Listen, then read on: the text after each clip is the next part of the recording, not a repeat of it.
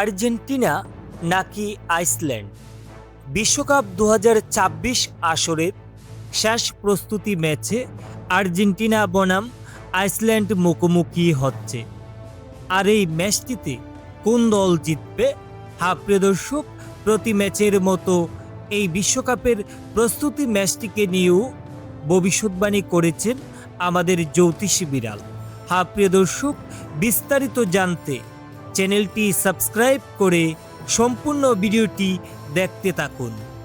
Argentina তাদের বিশ্বকাপের আগে শেষ প্রস্তুতি ম্যাচে আইসল্যান্ডের মুখোমুখি হবে।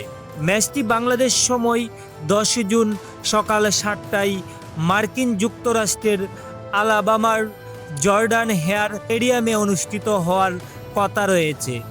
এর আগে প্রথম প্রস্তুতি ম্যাচে তারা হন্ডুরাসকে 2-0 গোলে পরাজিত করেছে।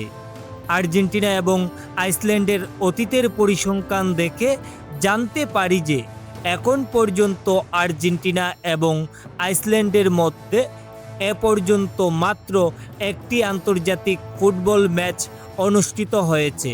2018 সালের ফিফা বিশ্বকাপের ডি গ্রুপের সেই ম্যাচটিতে 1-1 গোলে ড্র হয়েছিল। আর তাই তো ফুটবল বিশ্লেষকরা মনে করছেন এই প্রস্তুতি ম্যাচটিও একটি হাড্ডাহাড্ডি ম্যাচ হতে চলেছে।